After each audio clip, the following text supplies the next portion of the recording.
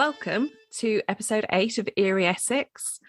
We feel like it's been a really long time since we recorded one of these because we did the last one in one day on New Year's Eve.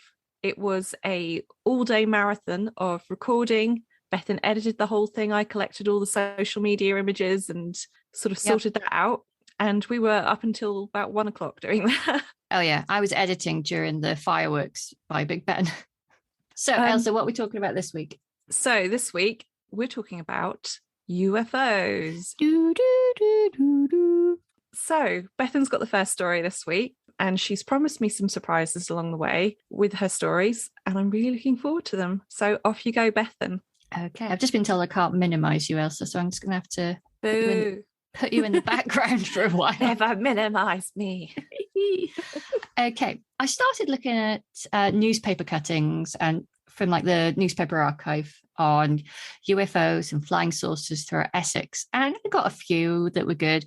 And then I went into the rabbit hole. I went into the National Archives of the UFO reports that have been released recently. But then I dug further back in the records as far as about 1930. And I came up with some absolute corkers.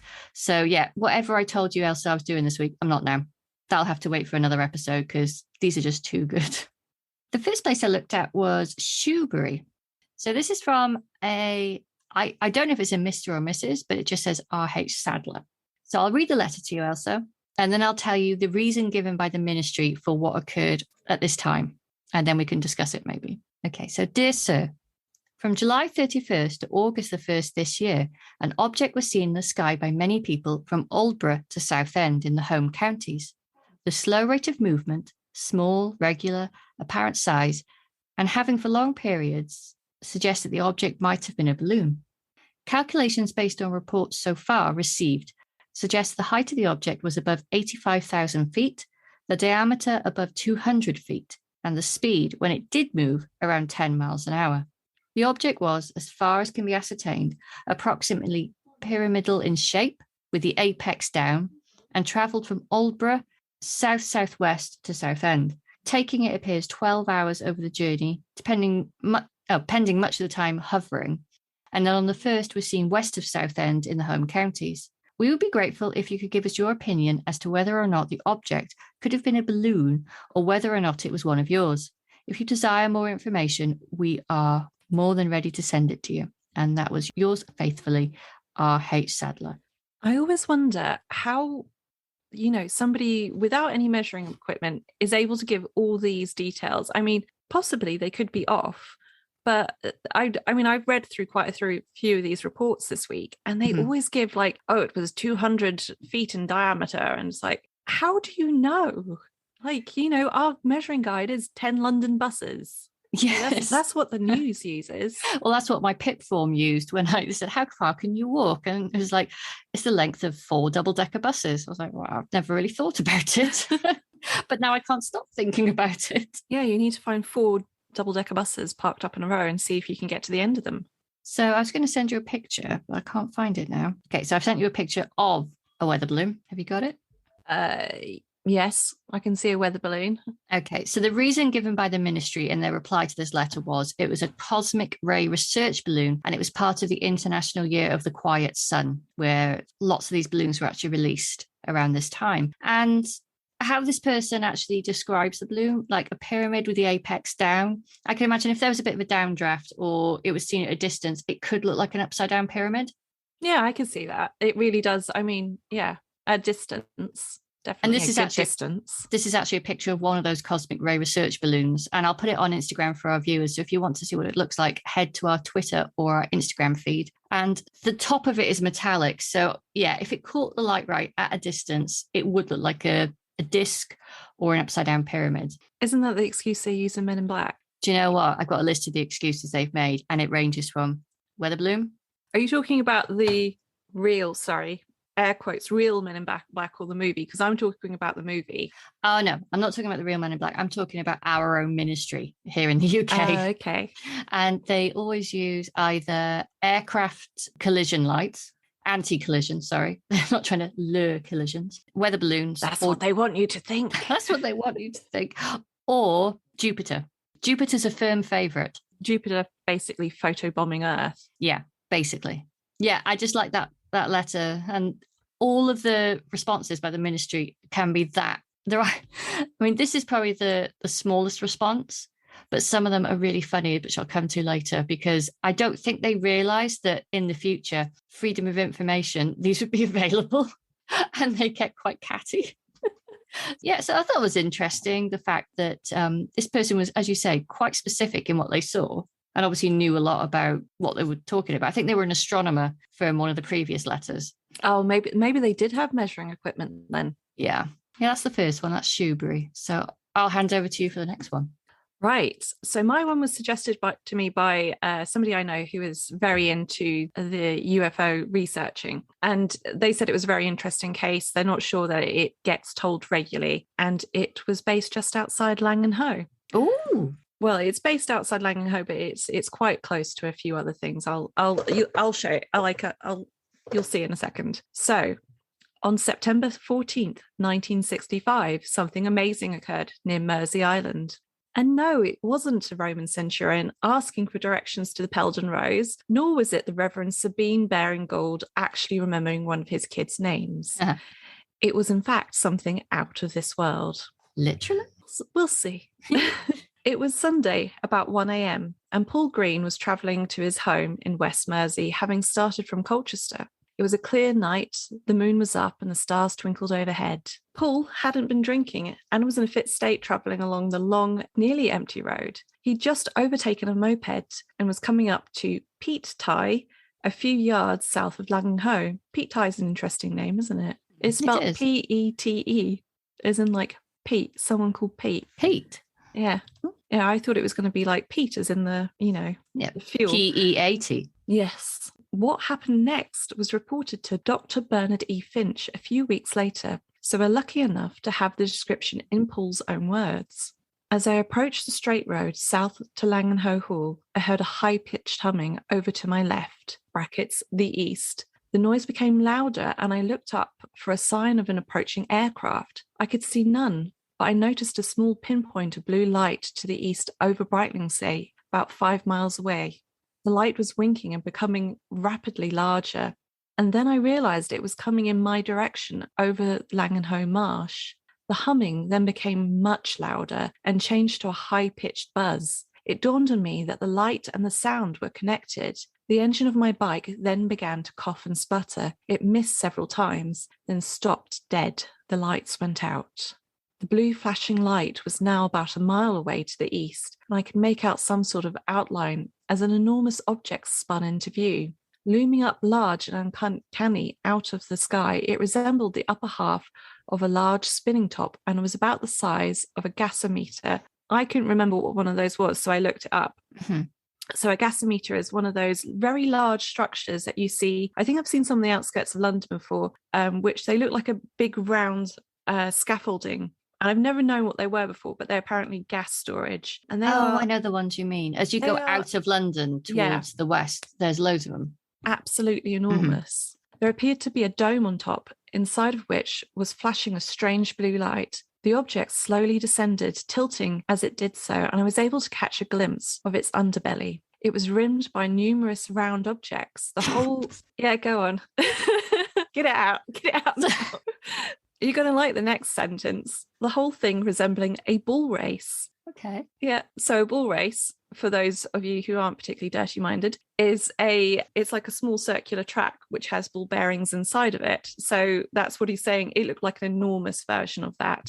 Paul goes on. I had dismounted and approached a few paces towards the object. I felt spellbound and was not able to move or speak. Just as I had become paralysed, the flashing blue light became so intense that it was painful, and it appeared to fluctuate in rhythm with my heartbeat. I felt myself tingling all over, rather like when one gets an electric shock or had been holding onto an electric fence too long. The buzzing then became quieter, and the object descended in the area of the Wick, where there are several farmhouses. Suddenly, the scooter that I had overtaken on the road approached, and its engine coughed and stopped. The rider, a young lad dressed in a leather jacket, dismounted and stood petrified, staring at the blue light.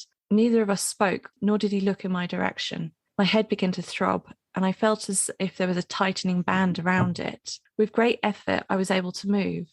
and I grasped my bike and tried to start it. I pushed it along the road and was gratified to hear the engine suddenly burst into life. I mounted and raced as fast as I could away from the dreadful, painful blue light. As I raced down the road, the object was hidden by a tall line of hedges on the side of the road, but I could still see it for some time, glow blue in the sky. He arrived home at nearly 2 a.m. and woke up his invalid mother, which he says is something that he never does. But he was so frightened by the experience that he had to tell someone.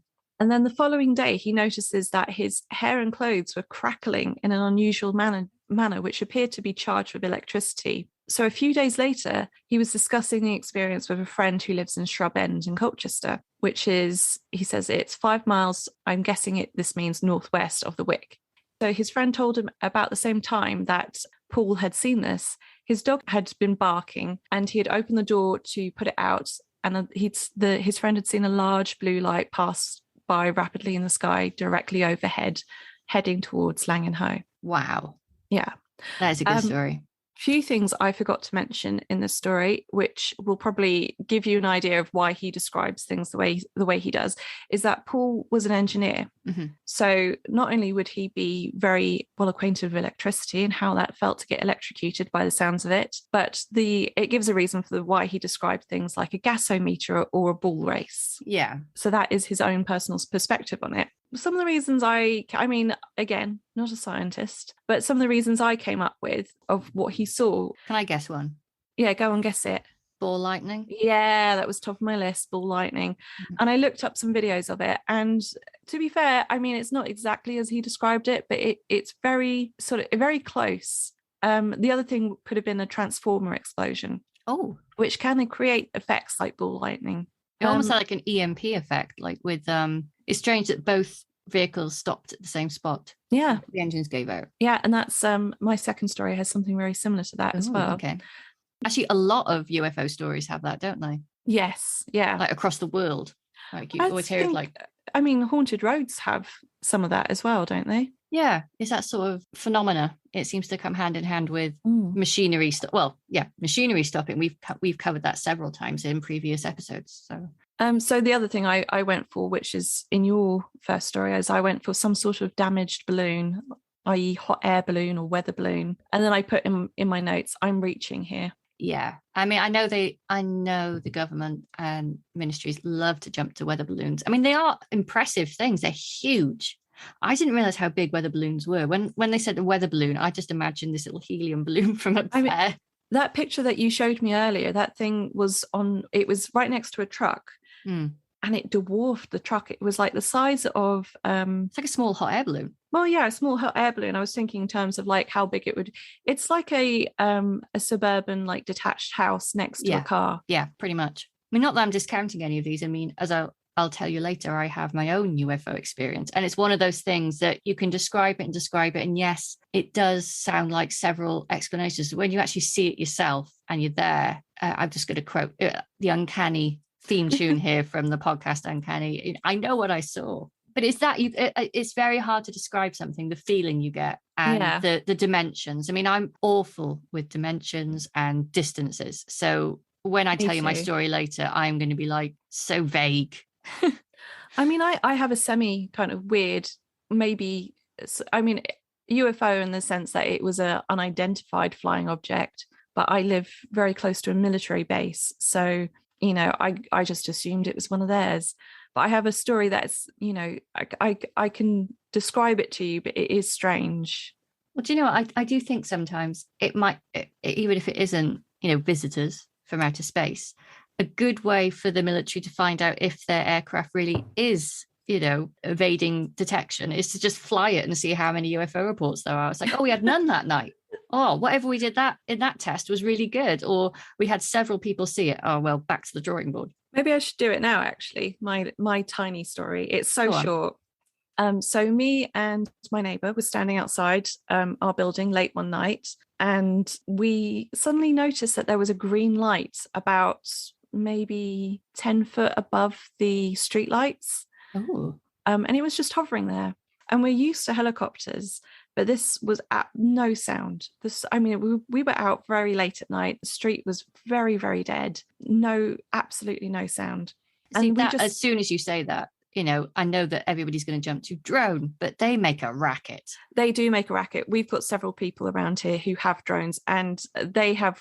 It's like a garden strimmer. Yeah, my neighbours once attempted to spy on other neighbours with their drone, and they flew one right. They had it hovering outside of my window, and you can't ignore it. It sounded like you said, a garden strimmer right outside my window. Or a lawnmower. They're loud. Yeah, they were messing about. Like, there wasn't anything nefarious behind it. They were just playing some jokes on people. But yeah, I heard no sound. There was absolutely no sound when I was standing on the street. So the screen light was hovering, and we both suddenly caught sight of it. And as we did, it started moving really slowly, right straight down the street. It followed the street line exactly. And then it went over the top of, there was a takeaway at the end of the street. So it went over the top of that and down into the estate on the other side of that. And then that was all we saw of it. And it was really strange. It was one of those nights where the cloud cover's quite low. So we could just see the screen light, but it was just at that height. There's nothing above there. Like, there's no electrical lines running down that street or anything. So there's no reason that something could have run down that street like that, except for it was possibly something from the military. Which is probably more or less what it is, but it's still cool to see. Yeah, I mean, it was cool. Freaked us out for a few minutes. I mean, we're not out to debunk any of these things. I mean, even if there is an explanation, often it's still pretty cool, whatever the explanation is. That's the thing I love about being a skeptic, is that sometimes looking at the explanation is more interesting than the actual story. Like, I love the sort of weird science behind it. Well, with that in mind, can I introduce you to one of my new favorite people? Yes. June. Oh yes, you told me that you wanted to introduce me to June. I can't wait. June from Leon C. I love her. I always say that Ron Swanson is my spirit animal, but I think June would be my Patronus. If we're talking Harry Potter. I'd send her after the Dementors. She is fearless. Oh, I can't wait to hear about her. So I found a couple of letters that I think, from the sounds of the first one I found, there had been quite a bit of correspondence with her in the War Office and the ministry as a whole. I mean, there was the UFO desk in the ministry, which actually stopped in 2009, which I'll talk about later. But this is who she ended up in contact with at the time. So again, 1963, Elsa. It's that year. So the first letter she sent was, I'll read it as it is. So this is what she first sent. Dear Sirs, I enclose a cutting from the Southend Standard. By the way, I couldn't find this anywhere. It wasn't recorded, and I can't find it on the National Archives. So if anyone wants to do some digging around, please feel free. I enclose a cutting from the Southend Standard of the 15th of August, 1963. This letter was one of a number which appeared in the paper over a period of several weeks, dealing with the subject of flying saucers. Now, when I looked at the paranormal database and other archives, this sort of like late summer to early autumn, sort of like August through to October, there were so many UFO sightings in the East Anglia area. I'd love to know what the weather pattern was at that time, just to be really boring there for a second. Well, from a lot of the, whenever anybody writes in or talks about it, they often describe the weather. And a lot of the weather reports it was quite a clear night.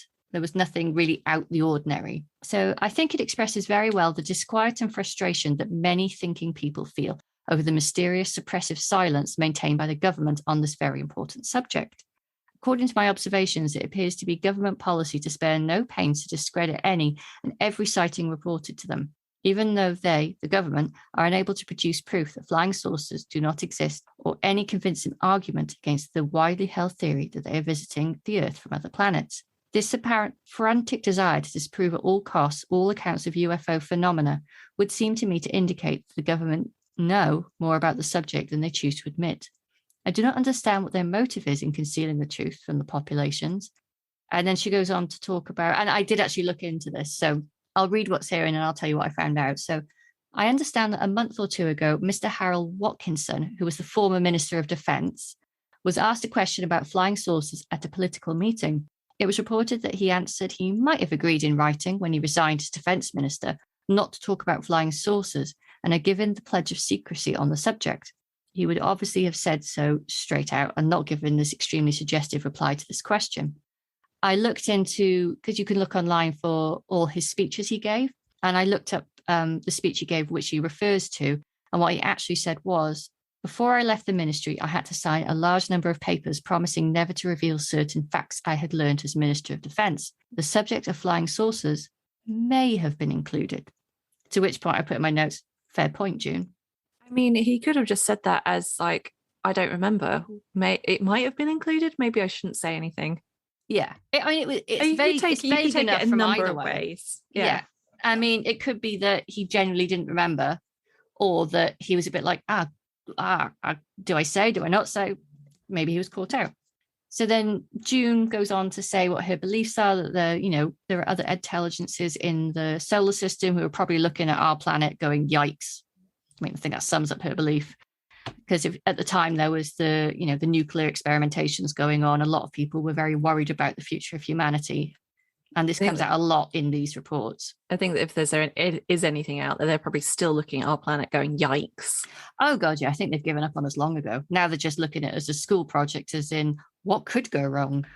I mean, the letter that came back to her, so this is the ministry explanation, was they talked about a large number of satellites and such. I think they said at the time there was about 98 satellites in orbit. And it's very hard to pinpoint any one particular sighting because there's so much traffic in space. I mean, I imagine that's so much harder now, especially with the SpaceX satellites that I've seen several times. And yeah, if you didn't know what they were, they do look like a convoy of UFOs. Have you seen them? I don't think I have. I'm gonna have to look that up because it's the Elon Musk ones. That's what I was going to say, isn't it? Elon Musk. It is, yeah. And they've had so many complaints from astronomers going, he has ruined like nighttime viewings. I mean, those like lovely, beautiful, slow shutter speed pictures that people have taken of the night sky where you can capture the Milky Way and everything. They're now ruined because of the amount of satellites going around. There's all lines throughout the pictures. So, I mean, that just shows you how much traffic is in the sky at the moment. Elon Musk ruins a lot of things, but, night sky was one I didn't know about. There you go. Add it to the list. So June replied to the ministry on the 10th of October, 1963, and she really goes for it here. So, dear sir, thank you for the letter of the 8th. I appreciate the large number of objects now in the air and in outer space. It does create a difficulty in the matter of identifying and proving the existence of vehicles from other planets that are thought to be visiting Earth. I'm not going to read her whole letter because she does talk for quite a long time about how she's convinced it's all a cover-up and that she doesn't understand why it should be a cover-up, especially when they're so prolific. And then she talks about the Etherian Society. Do you know anything about the Etherian Society? I absolutely do not. That is a completely new one on me. Okay, it's really interesting, especially as we've just watched Archive 81. I wonder if Archive 81 actually got some inspiration from this. The Etherian Society was started by George King, who was born in Surrey, and he describes himself as a mental channel with an extraterrestrial being from Venus called Etherian. And he recorded a lot of what he describes as messages and instructions from this being. And I went on their website and they believe that a lot of deities throughout the religions in the world are aliens. So they think that Krishna was from Saturn, Jesus was from Venus, as well as Buddha. Buddha and Jesus were both from Venus. And they both came to Earth to try and steer us in the right direction, which, I can get down with that. Makes more sense than a lot of things in the Bible. This is actually sounding very familiar now, actually. Yeah, I think a lot of it has been adopted into Hollywood. Well, no, there's actually, there's an example I'm going to give later of, actually, I was going to suggest it for you to watch. It's a program called Helia. Ooh. And Helia started off as an investigation into, I think it was somebody reporting quite a severe haunting. And the people who he reported it to took it basically to its nth degree. Mm-hmm. They went with this very interesting research method where they followed everything that seemed to be a coincidence to the point where they couldn't follow it anymore. A little bit like sort of doing every side quest in a computer game. But I think that's one of the things they got onto. Interesting. I'll probably talk about this a bit later because there's something in my next story which it comes up. But yeah, it's fascinating to watch because I'm going to talk about this later. I'll get into it again later. Well, I mean, June wraps up by talking about the prophecies that George King received on the 7th of September 1963, which is actually the beginning of all these sightings. And it talks, I mean, she sent the paper that the Ethereum Society sent out, and I read through it, and it talks a lot of impending doom and meteorological destruction. It even talks about a pandemic taking over the earth in years to come that will wipe out thousands of people. And it does sound remarkably like the coronavirus, but that's just, I'm not going to go down that route. I got really sucked into this because it was 2 a.m. and the whole letter ends with this. I'm going to read to you this now. It is your world and not ours. It is your karma and not ours. It is your responsibility and not ours. And it is your opportunity and not ours. And that apparently was actually from Ethereum. That's what June highlighted. She underlined this in the letter she sent to the ministry.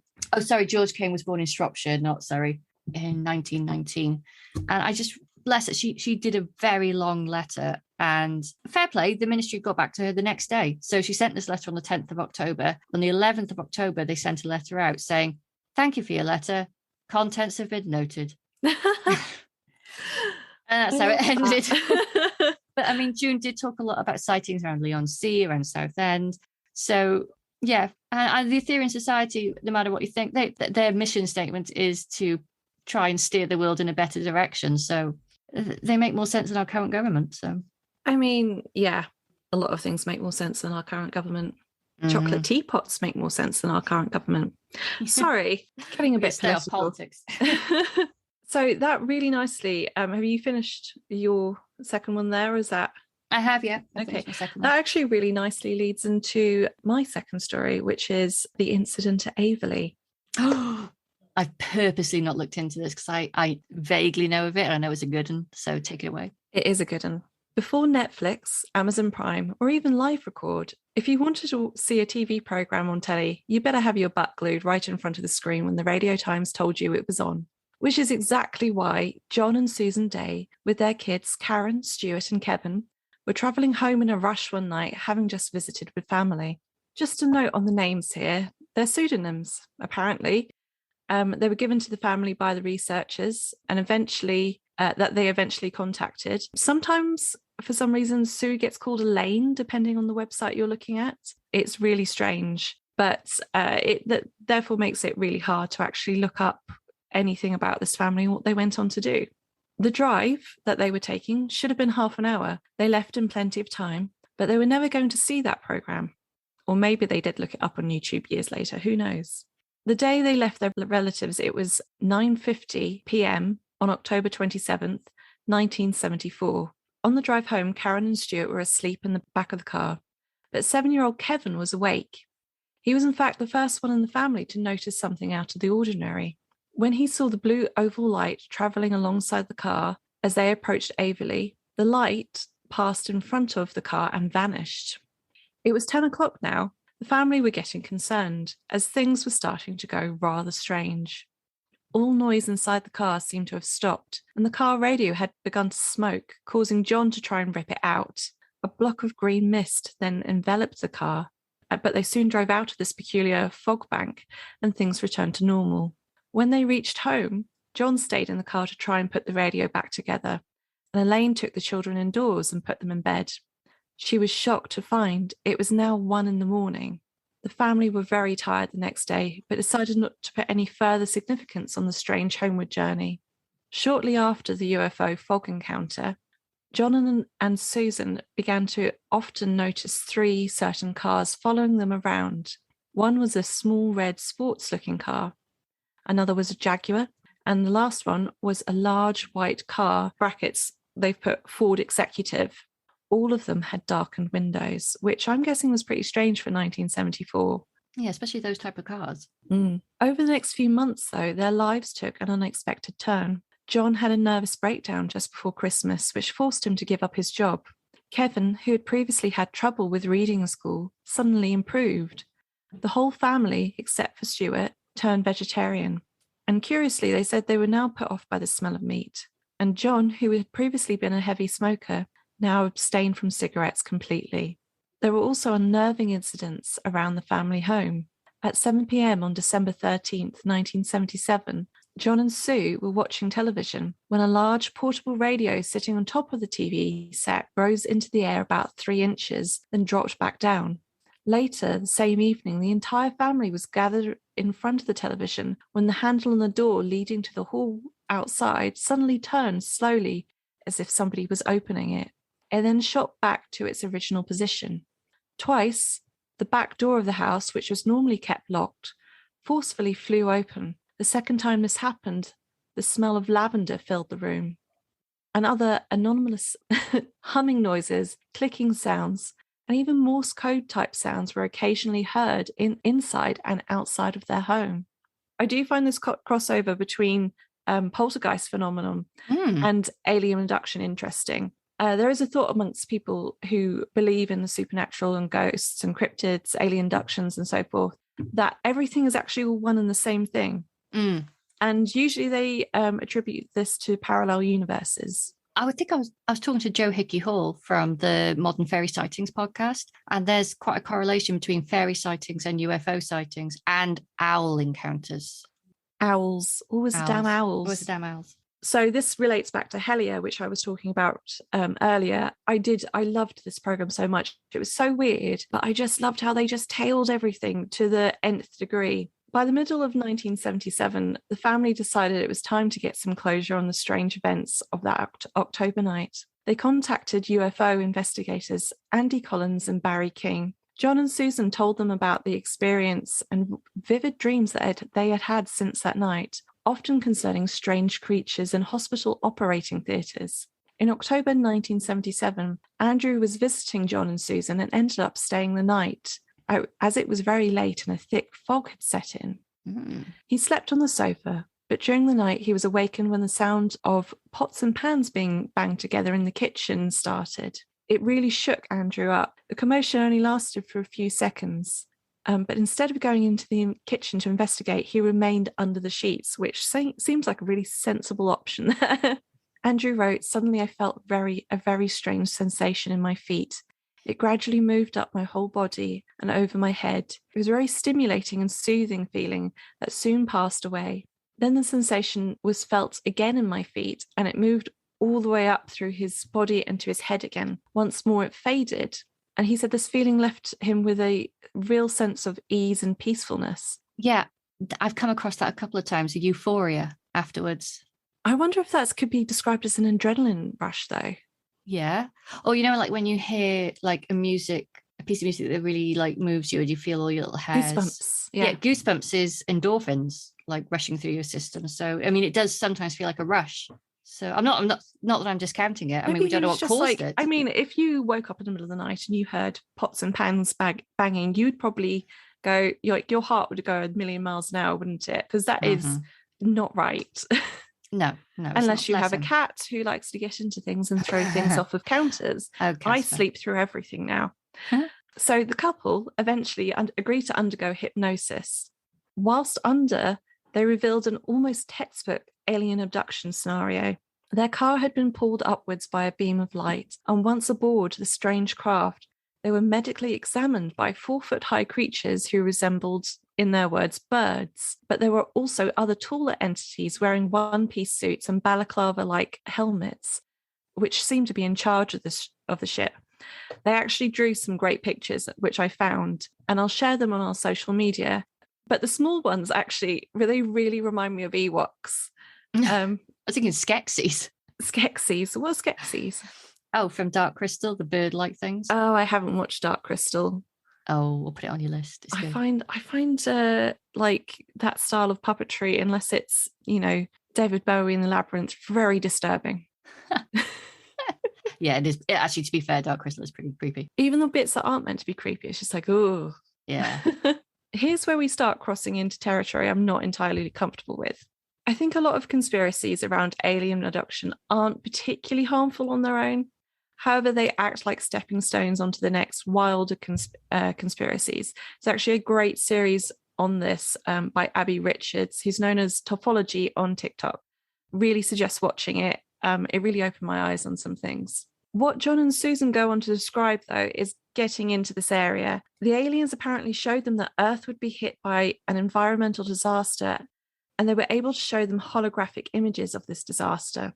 The aliens also indicated that they had been watching humans for many years, and they were part of a genetic experiment which seemed to involve children in some way. John and Susan went into so much detail, it's actually way too much to discuss here. I'm going to post links to the whole article that I found. Yeah, it's fascinating. They went into descriptions of the spaceship propulsion system. They mentioned some of the aliens' names, how they communicated by mind reading, even clothing textures, description of the craft's interior design, organic AI computers. They even mentioned possible sea bases that the aliens had here on Earth. Just really a dizzying array of very strange and specific details. That's quite interesting. So have you seen all those theories on UFOs that are not from outer space, they're from the sea? No, I haven't seen that. It's getting quite popular. It's quite popular theory that a lot of UFO sightings that happen at sea, they either come out of the sea or disappear into the sea, and I think it links to the whole hollow Earth theory, which again is another rabbit hole we do not have time for today. I just like to point out that sailors once thought that the Kraken was, existed and could be regularly seen, and it turned out not to be the Kraken at all. We now know it was whale willies. Yay! And manatees were mermaids. Mind you, a lot of these things I'm talking about, the UFOs in the water, are recent. These, like the Navy, the US Navy. Yeah, the US Navy, though. Yeah. No, I'm not disparaging anyone. I just, I like to think of this logically. I don't know how I feel. I'm going to talk about this later. I don't know how I really feel about alien encounters. I find it fascinating, but I'll talk about the theories I like later. The theory I really like, I won't go into a lot, but I don't know if you've heard of it, the Black Knight satellite. I haven't heard of it. It's apparently a satellite that's been circling the Earth for 10,000 years, but on a north to south orbit. Most satellites go east to west or west to east, on a horizon orbit. But this one, weirdly, and it stops and starts and stops and starts. And because of the signal it's sending out to the Orion, a star in the Orion's belt, that they've worked out it's been going around for 10,000 years. And the first person to pick it up and start to wonder about it was Nikola Tesla. Oh, wow. So even if you go into it totally skeptic, it's just an interesting story. Yeah. I mean, yeah, it is interesting. I mean, when they say satellite, they could mean the moon as a satellite. It could be a piece of rock. Well, if you look at it, if anyone listening is interested, Google Black Knight satellite. It's an interesting shape. I will look it up after we've recorded this. So, because the family were given pseudonyms, we can't find a lot about what went on or what they were like, apart from there's this description by Andrew, who said of the family that they were very normal, simple, warm family from Essex. John was then 32. His wife, Elaine, was 28. Their 3 children, Kevin was 10, Karen was 11, and Stuart was 7. Though John had left school at the age of 15, Andrew described him as very intelligent and creative person who worked many different jobs over the years, mostly carpentry and construction, but he'd also been a radio disc jockey. He said he expresses points effectively and has a vast vocabulary, although he says he's got a typical Londoner style personality, which is, what sort of a lot of people in Essex do. He also said he dislikes officialdom, snobbery, and the rich, which, I'm with you there, John. Mm. His wife, Susan, they call her, keep on switching between Elaine and Susan. It's very irritating. He described Susan, on the other hand, as being very quiet. She left school at 16 to become an accountant and then became a full-time housewife and mother after she married John. But he says that the personality changes were quite extreme in Susan as well, that she became much more assertive and confident after this incident, just like how they all turned vegetarian apart from Stuart. And John had his breakdown. He actually went from working as a disc jockey and a carpenter to working in care. So it was almost like a 180 personality sort of switch for him. He became sort of much more grounded and sort of caring, apparently. So the incident of 1974 with his whole family was not the only UFO encounter that John just seems to have had. And we only know this through Andrew because, again, pseudonyms, we can't look up any of these people. Although if you're listening and want to talk to us, but still want your anonymity, we can go along with that. We'd like to hear from you. Yeah, we'd love to hear from you. We'll even, if you want to do an interview, we'll find some voice changing software and, protect your identities. So the first episode of these other UFOs that John had encountered was actually when he was courting Susan. He says it was perhaps around 1965 to 1966. They were at a seaside resort in Essex, located on Walton-on-the-Naze, and they were strolling along the seafront when over the ocean they spotted a large, flat, star-like thing flying erratically. It stopped, looping the loop, darting across the sky, Andrew wrote. He said it was in view for about 10 minutes just before it shot off out to sea. He said that around 10 to 15 other people had been watching it as well. So again, obviously, we don't know any of these people, but if you were one of these people, get in contact. Mm-hmm. Then in 1968, John was a passenger in a car with 3 others riding down the M1 motorway just outside of London when a large bluish-white light headed towards them. Andrew wrote, the brake lights of the car in the front intensified and then went out, after which the car appeared to be slowing down, and John presumed the engine had been cut. After the lights were cut, they then hit the car in front, and consequently the car in front of that, whose lights and engine had also cut out. All the drivers left their cars and chatted together, then decided to call the police. In the confusion, the light was ignored and it presumably disappeared.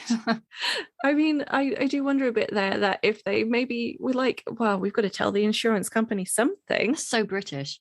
Forget the extraterrestrial, the insurance. We need to sort this out. I would just love that the 3 cars of people were just like, oh, that was weird.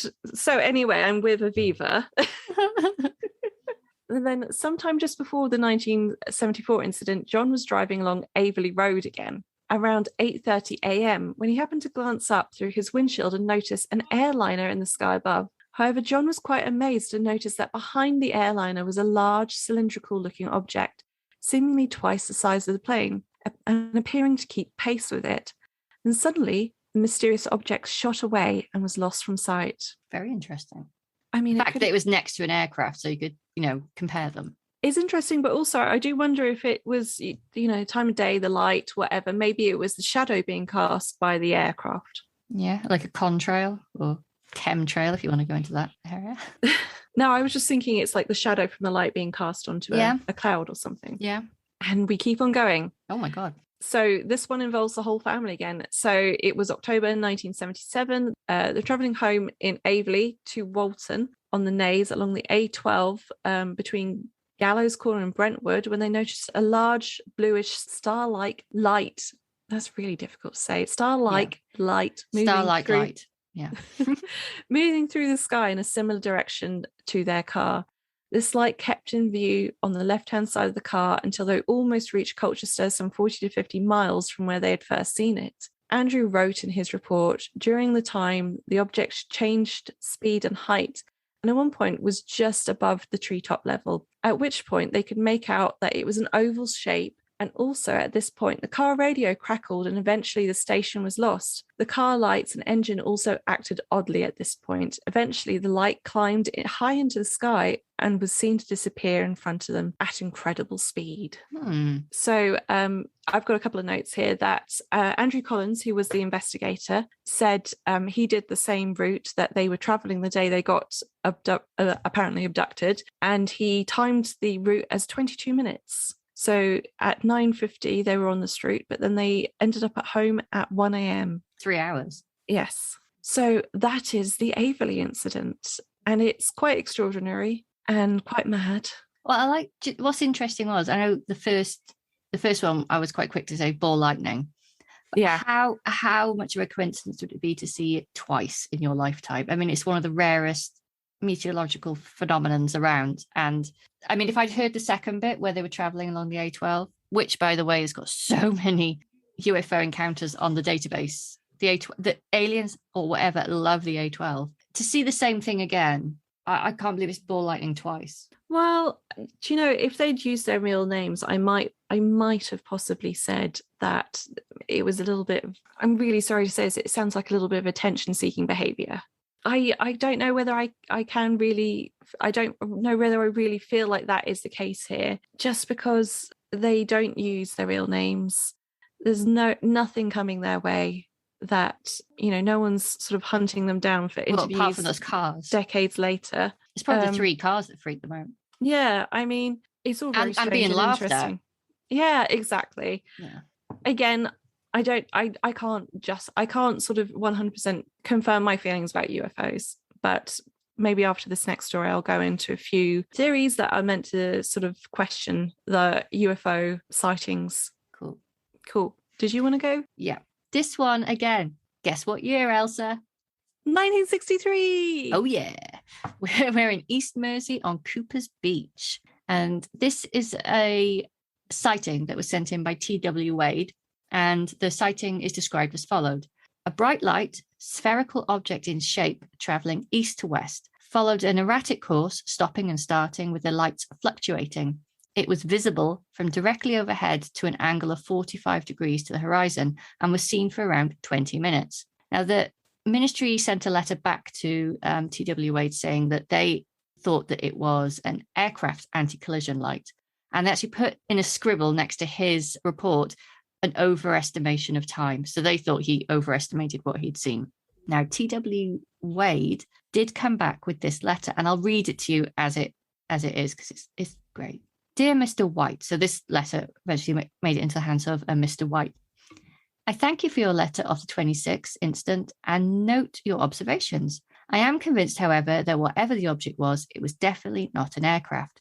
I served from 1936 until 1946 with Anti-Aircraft Command. During the period, September 1939 to June 41, I was in Aircraft Identification NCO and had plenty of expertise in observing aircraft at night, purely on silhouette. In your second paragraph, you state the light was probably an aircraft anti-collision light. By this, I assume you mean the flashing lights observed on aircraft showing an alternating position from various points of the fuselage and wings. The object observed was, however, now it says a word here, I'm not quite sure what it says. I'm just guessing it says globature, but it's beautiful handwriting, but it's quite hard to decipher. So globature in shape, and with the naked eye appeared as another star. Apart from the fact that it was moving, when observed with a pair of 750 binoculars, the whole object was pulsating orb of light. As I explained on the telephone, to confirm what I had seen, I called 2 other adults to verify and briefly describe again as below. My 14-year-old daughter and her friend were the first to observe the object and called me to look at it. And as I quote in her own words, Dad, there's a pyramid overhead which has stopped. She had watched it approach Mersey Island from the direction of Malden, passing over Bradwell. I watched it from the south to a point approximately 45 degrees to the horizon, over which point it went towards Clacton. The course was of a zigzag nature and appeared to stop on 2 occasions. This 45 degrees of something, took about 20 minutes. Whereas known satellite times from press and radio announcements have usually showed that there's a northwest to southeast sort of trajectory. This was, however, in a different trajectory and was about 5 to 8 minutes away from this. So he really goes into some really quite specific. He knows what he's talking about. That's what I get the feeling that he's trying to go back to the ministry and say, like, you're trying to fob me off as some idiot country bumpkin, but I know what I'm talking about. Yeah. So he goes on to say, if on any future visit to Mersey I observed any other objects, is there anywhere I can phone immediately to report? Perhaps you could also advise me whether there are any satellites orbiting this part of the country, and what to do if I observe this on a clear night. Thanking you for your interest in my support and hoping the further information may be of some use. I am yours faithfully, T.W. Wade. And it just puts at the bottom ex-bombardier and all his like military he was titles. annoyed at being fobbed off the first time. I don't blame him, to be fair. I mean, a lot of people take a lot of it's quite a leap to admit they've seen something or explain they've seen something, knowing full well the likelihood is they're going to get fobbed off. I mean, I feel that. I don't tell my UFO story to a lot of people because I know they're going to go, oh, it's probably this. It's like, no, it blinking wasn't. And I found that letter really refreshing. And I know they went back to him with a letter just saying probably the Echo satellite. And it's like, oh, this guy knows what he's talking about. At least give him the, benefit of a more detailed letter. The pyramid thing sounded a bit like the weather balloon again. It did, yes. I mean, it didn't say which way round it was. I mean, if it was with the apex down, I would have said definitely a weather balloon. And I came across another couple of things just to show the notes that the ministry perhaps didn't think that a Freedom of Information Act would make available later. So this is in Essex, but I just thought it was brilliant. So I'm going to share it with you. So there was a Mr. Ilstead. He saw something near Crystal Palace and he went into a lot of detail about what he saw. And the ministry actually came back and was saying that any planet or star, in particular Venus, Mars, Jupiter, Sirius, or Betelgeuse, when viewed by the human eye through a mist, have been observed to change colour and move at fantastic speeds and perform erratic manoeuvres. So obviously he had said all those things and they came back with that. Are Sirius and Betelgeuse planets or stars? I always thought they were stars. They're stars, yeah. Yeah, they're part of the Orion constellation. Yeah. I know this. Oh, no, Sirius isn't, but Betelgeuse is. Betelgeuse is, yeah. Yeah. And he actually went on to make a poem. Would you like to hear the poem? I would love to hear the poem. And it says, forgive me, but twinkle, twinkle, little stars, surely you're not all from Mars. When we mention atmospherics, don't develop mild hysterics. Astronomers note that many a planet won't keep still when you're trying to scan it. Nasty reflection and refraction damn near drive them to distraction. Dispersion also plays its part to make a planet stop and start. So an astronomer builds on a great big mountain like Mount Wilson. Twinkle, twinkle, little star, now we know just where you are. And then underneath that, another officer has just gone, absolutely. Hang on, these were the notes that the government wrote. Yeah, these were the scribbles on the report. I love that. They obviously passed it between each other. I know. Oh, and that's so cute. I just want to end with this one. There was something else I found in the reams of letters. And there was one, and it was dated the 30th of September. Guess which year? 1963. If ever we can time travel, can we go back to 1963 and just drive around East Anglia? I want to do some shopping if we go back. I mean, imagine how cheap everything's going to be. And the clothes. Oh, I love it. So, well, there you go. We're sorted. So on the 30th of September, there was a little note that had been passed between departments that said, we've received the attached card from Mr. P.W. Baines and propose to do nothing about it, unless you think we should. And that was signed R.H.Y. And the reply was, means nothing to me. I presume that UFO stands for unidentified flying object, and hence the reason for sending us this card. Suggest you file it in your laugh and tear up tray. Oh, brutal. But I couldn't find any of these letters, so I don't know what was said by P.W. They Baines. put it in the laugh and tear up tray. Exactly. Now, the one thing that is scanned, flipping amazing. Okay, so this is from P.W. Baines, and they've got his actual business card that says occult, psychic, UFO, and geological investigator and observer. This is dated the 25th of September. So this was delivered to the ministry.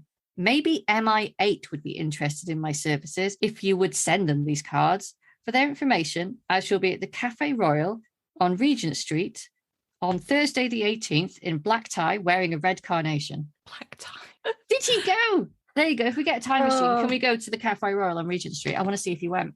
You and your blue hair would probably scare the life out of him. He'd probably think you were an alien. I was going to say, if we do travel back in time, maybe we were the aliens. But again, June and Mr. Baines, I love them. They just knew what they believed and just kept on. I honestly, I'd love to meet them. I'd love to have a pint with them. They do sound like good pub buddies. They do. I mean, I might go a bit mad, like if I had to see them every day, but I think they sound like fun.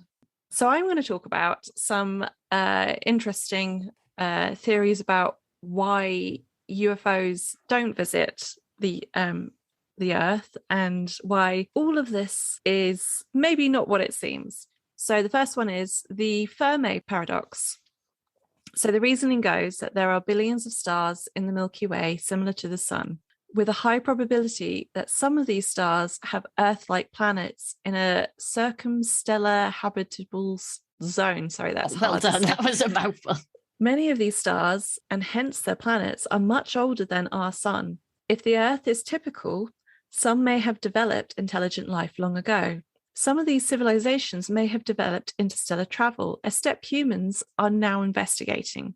Even at a slow pace of currently envisioned interstellar travel, the Milky Way galaxy could be completely transversed in a few million years. And since many of the stars, similar to the sun, are billions of years older, the Earth should have already been visited by extraterrestrial civilizations, or at least their probes. However, Fermi says there is no convincing evidence that that has happened. Mm-hmm. And that is the reasoning behind the Fermi paradox. There's a lot more behind it, but it is like 8 entire Wikipedia pages, so I'm not going to go into the whole thing. The other theory that I happen to like, it's quite a sad theory, really, but it's I just like this theory. So it goes, when you take into account that the universe has a diameter of 546 sextillion miles, it is entirely possible that we haven't found evidence of aliens just because they're too far away.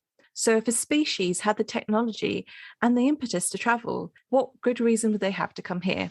If they've managed to colonize enough space for their civilization already and made contact with civilizations closer to home, there's little point in them coming out this far to meet us.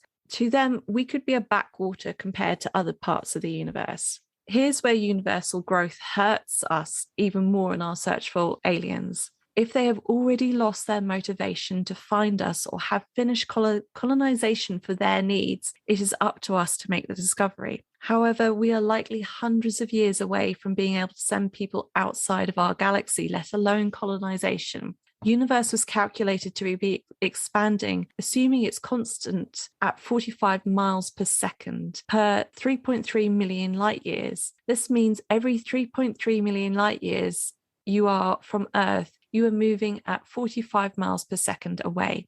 Calculate that over a couple of hundred years, it would conceivably take us to escape the galaxy. It is clear we are in a race against time.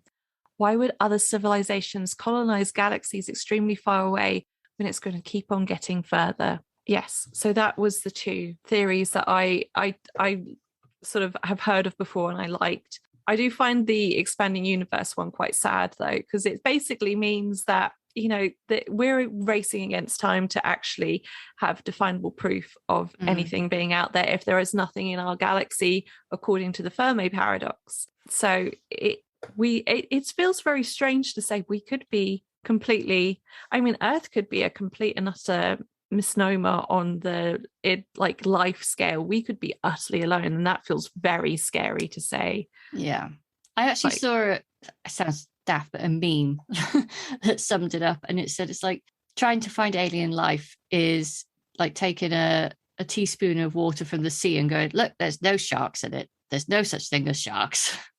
It's that vast. Exactly. Yeah, I believe there is probably life on other planets. I really hope there is, because I find it it's like being alone in a haunted house, thinking that we are completely alone in this universe. But so I do believe there are life most probably on other planets. But I do find that the expanding universe theory very attractive as a reason for why we don't have absolute proof. Yeah. I have one last report of alien encounters.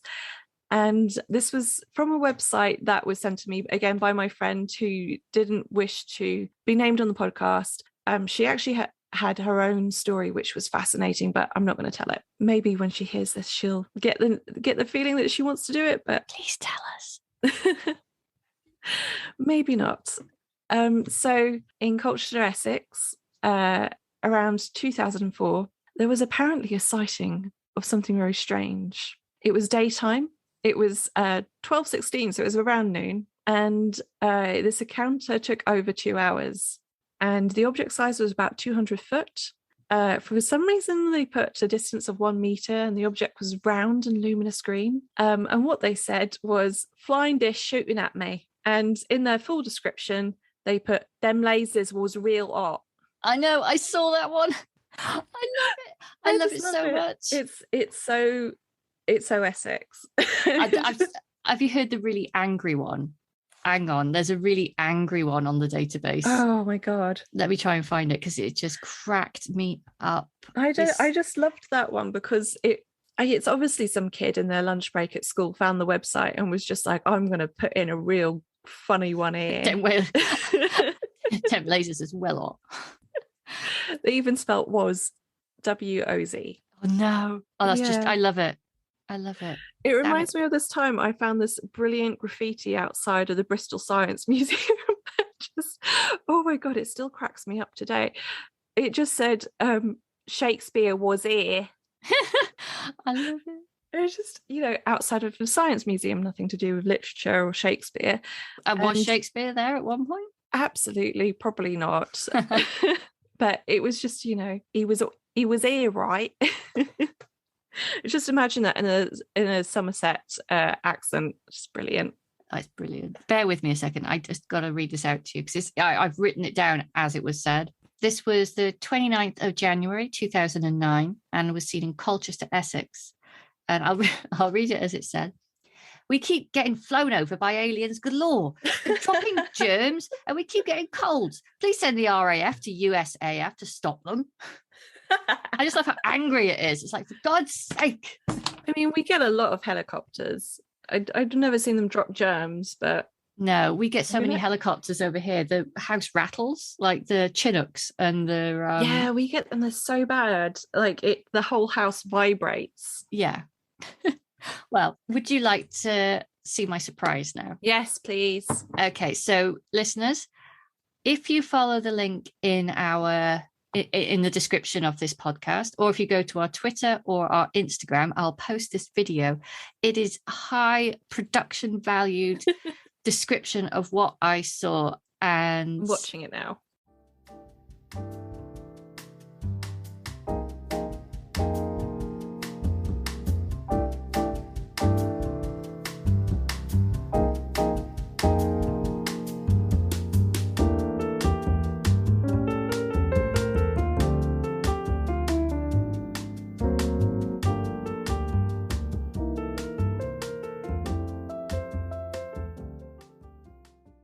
Oh, that was lovely, Beth. Oh my goodness. So yeah, as you said, it looked like a macaroon. Yeah, like a macaroon. Or do you remember a few years ago they made those, I don't know if it was McDonald's or somewhere else, made those black burgers? Yes. Yeah. Yes, it looked very much like that. I suddenly really have a very strong craving for McDonald's. I always have a craving for McDonald's. But yeah, I mean, at the time, if you go by the picture I painted, my husband, sister-in-law, and son were in the studio, and I couldn't shout them because I was just so gobsmacked that it was so blinking obviously a UFO. It wasn't a plane, whatever it was. That the shape I drew you is the shape it was. I'm not embellishing at all. And I was just like, it's moving fast enough that if I went and got them, it would have gone by the time I came out. I couldn't go to my phone because I thought by the time I get back it's going to go. So I just stood there and just absorb, so I'm going to just try and remember every detail of this because this is incredible. And I just watched it go, and then they all came out of the studio like, what the hell's what's wrong? And I was like, it's a UFO. And they were just like, oh yeah, whatever.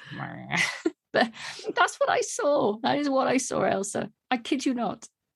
My brain automatically wants to go, well, it could be this, it could be this, it could be this. But I believe you. Yeah, I mean, I've been really good lately. I've been quite skeptical about things. I've been trying to think of ways. And yeah, I did think could it have been a weather balloon, but weather balloons don't really have lights on them, or not to that extent. I mean, this was a ring of bright yellow lights going around the middle, and it was moving in a really elegant way, and it zigzagged slightly in and out of the clouds. It was being steered, and it was too big for a drone. It was too high for a drone, and it was I didn't hear anything. I mean, normally aircraft when they go over make a bit of a racket. Yeah, I mean, it's one of those things like if unless you see it yourself, you can't really get how strange it is. Like, Yeah. do you know what I mean? It's really easy for me to sit here and go, well, it could be this, it could be that, it could be that. But I haven't seen any, I mean, apart from the weird green light, which I, automatically dismissed.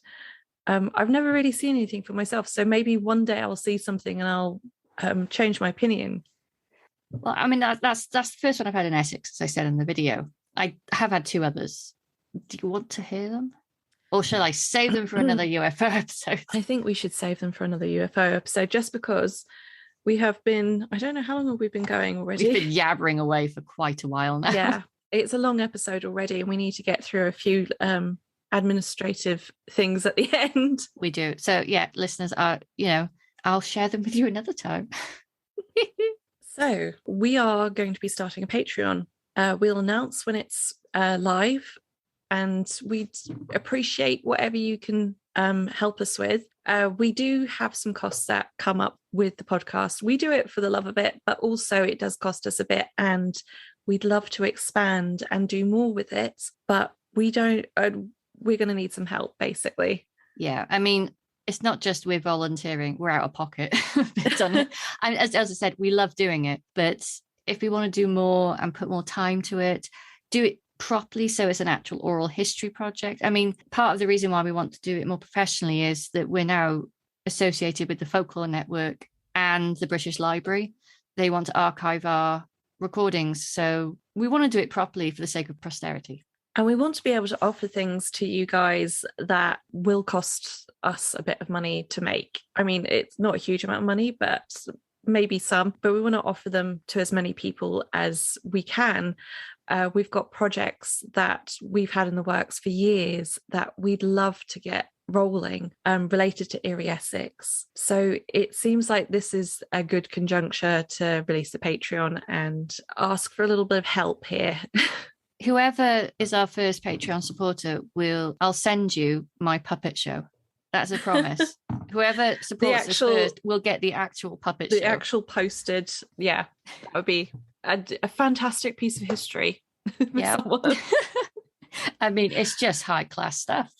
It's, it's up there with Tim Burton. Aliens. M. Night Shyamalan has nothing on me. We're not expecting a lot. We're not expecting anything at all. But if it just covers our hosting. If it covers our hosting, that would be fantastic. Like, we'll list all the different tiers that we're going to be releasing and what they involve, what you'll get from them. And we understand, times are tough. And there's so many podcasts at the moment that are so amazing, and also asking for Patreon. They'll be as reasonable as we can make them. Exactly. And you'll still always get the same Eerie Essex episodes for free. We'll never make these we'll never put these behind a paywall. There will be some stuff on Patreon which is extra to the episode, but these will always be, as they have always been, completely free. Yeah, we do it out of love. Yeah, we do it for the love of it. And we should shout out some of our personal faves this week. Yes. Do you want to go first? I would like to go first. I have been so into Tales of the British Isles. It is fantastic. I couldn't find his name anywhere, but the person who hosts the podcast retells some very old, sometimes they're not so old. I just listened to the London one, which some of it took place in, I think, the 30s. But he retells these classic fairy tales and folklore, but in a way that really makes it relatable to today. And it's very, very funny. He actually makes you feel like you're having a conversation with him, even though he's doing it on his own. It's brilliant. I really recommend listening to it. My favourite episode so far has been Kate Crackernuts. It's so good. And one I'd like to mention is a podcast that has supported us right from the off. Bless them. Every time we release something, they retweet it, they repost it, they tell their fans about it, and that is Welcome to Horror. And it's a fortnightly show in which Lee and Adam introduce horror novice Chris to all the delights the genre has to offer. And I think sometimes they have extra guests, don't they? Yeah, I think I've had an episode where they've had separate people on there. I'm personally waiting for them to do Rosemary's Baby. And I'll put that out there now that please do Rosemary's Baby. It's my favorite horror film. They're a lovely bunch of guys, and they've been really helpful to us, supporting us. Yeah. And yeah, they basically pick one or two films each podcast, and they go through it and they watch it. And what's nice is they also announce it in advance, so you can watch the film and then catch up on it. And that's actually very similar. I'm going to do a double shout out now. The Museum of Witchcraft in Boscastle have got the Occult Film Club, and they do something very similar. They'll pick a film and then discuss it afterwards. So there's two podcasts for me, two for the price of one. There you go. Go on. You got lots to keep you occupied now. So the program I mentioned earlier is available on Amazon Prime. It's called Hellier. 2 seasons. Really suggest having a watch of it. And another thing I have been watching a lot recently is We Are Watcher. So if you know BuzzFeed Unsolved, Shane and Ryan, 2 of my favorite ghost hunters who have ever graced our screens, they now have their own production company called Watcher. They have they're going to produce something very similar to BuzzFeed Unsolved called Ghost Files. It sounds fantastic. It isn't out yet, but their other series like Puppet History, oh, it's so fantastic. I love it so much. And Top 5 Beatdown, it's all so funny. It's really just so much fun to watch, and it's very entertaining. I did watch one of them on your recommendation of the week, and I howled with laughter at one bit. I think I still don't know who's who, sorry. But one of them said, if there's someone here, say a word. And one of them said something. I can't remember what word it was. And the other one goes, that's not even a word. Oh, well, it was this time last week when we were playing Scrabble. They just got such a lovely rapport, and they're so funny together. Oh, they're brilliant. Like I said, they're my 2 favorite ghost hunters. But there you go. That's lots to keep people entertained until next month, when we're going to be talking about, is it theatres? I believe it is theatres, the one I keep on putting in as a placeholder. But we have had some listener stories. Yes, we have had some listener stories. So it is no longer a placeholder. We're going to do theatres. We're going to do it proper. Going to go to town. Literally. But we hope you've enjoyed this episode. And as ever, if you know anything more about the stories we've talked about, particularly if you know June, or June, or who's my other favourite? What was his name? TW Wade? No, yeah, TW. Any of them. They're all legends. if they're still around, bless them. This was the 60s. John and Sue Day, or any of the kids, if they're grown up now. If they want to talk about it, we're here. We're here to listen. We are here to listen and believe. I mean, we've had our own UFO experiences. So there you go. Despite my numerous professions of being a skeptic, I do have an open mind, and very excited to hear stories from other people. Yeah. And if you wanted me to talk about it, we can get a pint in at the pub and we'll get our recorder out. Okay, so it's bye from Elsa. And it's bye from Bethan. Bye. Bye. Like to share a story or have more information on this episode's topics, you can contact us via email at eerieessexpodcast@gmail.com. You can also follow us on Instagram and Twitter under Eerie Essex for more content from the episodes and sneak peeks of future topics. If you've enjoyed listening, why not consider leaving us a review wherever you listen to your podcasts?